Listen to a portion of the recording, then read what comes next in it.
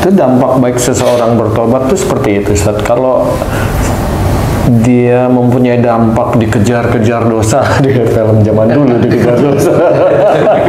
Loh, tapi nggak film zaman dulu, sekarang pun ada. Tanya Tematung.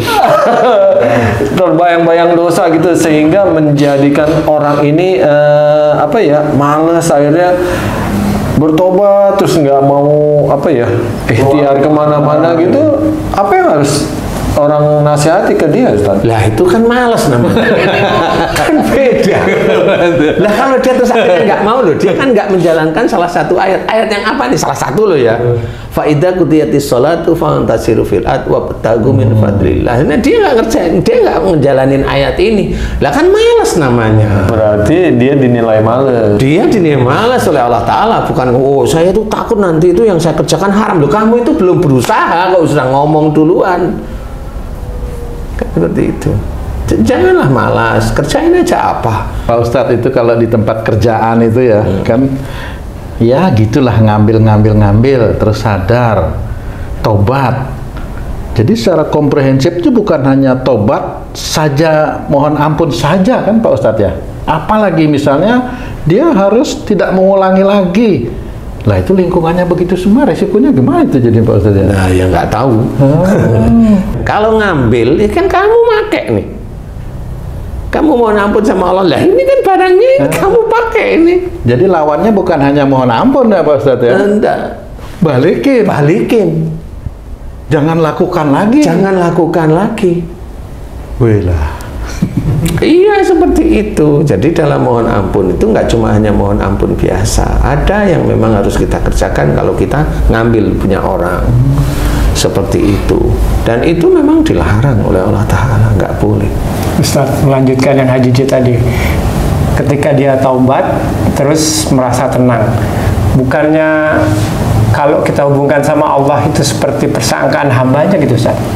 Jadi hambanya merasa tenang, berarti Allah kasih tenang gitu. Ya, apakah sudah diterima gitu Ustaz? Yang itu bagi hal-hal tertentu. Jadi nggak bisa itu dijadikan satu dengan seperti itu. Nggak bisa. Hal-hal buruk tuh. Hal-hal buruk seperti itu. Jadi termasuk mengucap yang tidak pas. Kemudian mengucap sesuatu kepada anak yang tidak baik. Nah, itu bisa terjadi seperti itu. Jadi bukan nanti Allah itu bagaimana sangkaan hambanya, itu bukan seperti itu. Nanti hambanya mencuri, wah ini masuk surga, masa gitu? Kan dia nggak bisa seperti itu. Ya, mamanya saya dakwah, saya kan dakwah nih, tapi kalimat saya itu kalimat yang kocar-kacir, mamanya ngawur lah, ini. Sehingga dalam dakwah saya itu banyak salah sebenarnya. Nah, saya kan punya sangkaan, saya sudah dakwah berarti amal soleh saya kan banyak. Tapi kan ada guru-guru lain, orang-orang alim lain yang bisa mendengarkan, yang tahu bahwa dia salah sebenarnya. Kan dia hanya merasa sangkaan bahwa dia merasa sudah mempunyai amal soleh, belum tentu. Kan seperti itu. Jadi di titik-titik itu harus pahami, jangan menggunakan hal seperti tadi, yang nggak bisa. Jadi harus difahami yang seperti itu. Kemudian kalau orang yang mengambil benda bukan miliknya, dia sedekah, dia haji, dia umroh, dia ngasih makan, ini kan harta yang mana? Itu nggak boleh. Jadi apa kegiatan dia yang baik, dia nggak ngerti harta yang dipakai ini harta yang baik apa enggak, dia nggak ngerti. Tetapi harta dia yang baik lebih sedikit daripada harta dia yang tidak baik. Nah, kalau lebih sedikit berarti yang kepakai adalah harta yang tidak baik. Oh, dia mau umroh, dia umrohin keluarga, itu nggak jadi semua di hadapan Allah Ta'ala. Makanya harus hati-hati benar. Ya, jadi benar-benar hati-hati. Tobat tanasuha itu tidak gampang, tetapi jalankan aja. Ya, mohon ampun terus-menerus, mohon ampun terus-menerus. Mohon ampun. Kemudian kan mulai nanti hati kita dibuka oleh Allah Ta'ala, tahu, oh iya ya, saya salah, saya ini. Kalimat dalam Quran fa'fu anhum wastaghfir lahum wasyawirhum fil amri, itu kalimat itu enak loh sebenarnya. Maafkan mereka, kalau momennya pasangan kita salah kita maafkan. Kalau dia salah ngomong ya senyum, doakan kesalahan dosa mereka kepada Allah, jelas sekali. Berarti kalau kita tahu pasangan kita salah, masih ini dikasih tahu masih ngeyel, senyum aja.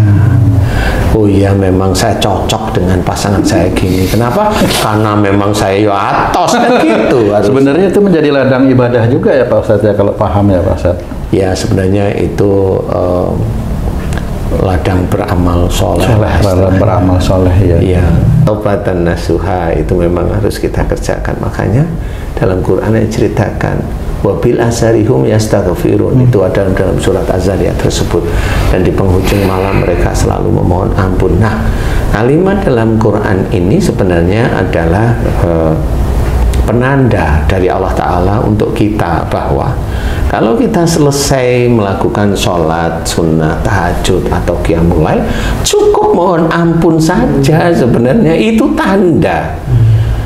Jadi jangan kalau ada orang bilang minta aja apa saja, enggak, Allah tidak menyuruh seperti itu, Rasulullah pun tidak menyuruh seperti itu. Untuk kaya enggak ada, untuk kaya enggak ada sebenarnya. Makanya kita harus benar-benar belajar untuk banyak aja mohon ampun. Nanti kalau dosa-dosa kita memang diampuni oleh Allah Ta'ala, walaupun kita tidak tahu, itu bisa aja terlihat nanti mulai kehidupan kita diperbaiki oleh Allah Ta'ala. Walaupun kita tidak meminta, tapi diperbaiki. Tahu lama-lama kayaknya ini Allah yang memperbaiki. Alhamdulillah, mudah-mudahan dosa-dosa saya diampuni. Ya Allah, alhamdulillah, ya Allah, alhamdulillah, ya Allah. Kan tahu akhirnya. Nah, ini yang bisa tahu adalah kelembutan hati dan iman itu yang akan memahami. Jadi nggak bisa terus hati tenang, itu nggak bisa. Karena orang bilang hati tenang itu banyak.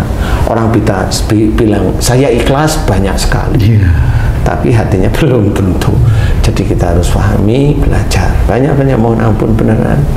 Tidak usah berpikir bahwa kapan mau diampuni, tobat aja, mohon ampun aja terus menerus ya, enggak sampai kapan, sampai nanti ajal menjemput kita, mohon ampun terus menerus. Tambahkan lagi bersyukur atas karunia dan nikmat Allah Ta'ala terus menerus yang diberikan oleh Allah Ta'ala, tidak ada hentinya. Sampai saat ini itu kan tidak ada hentinya.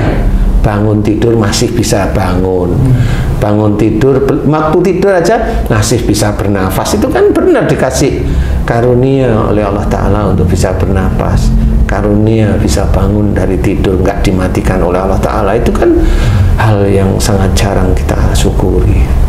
Begitulah kalau manusia itu memang belum paham, katanya di akhirat itu pengen masuk surga, ya harus benar-benar difahami. Mudah-mudahan manfaat. Allahu a'lam. Alhamdulillah. Alhamdulillah. Terima kasih banyak Pak Ustadz penjelasannya.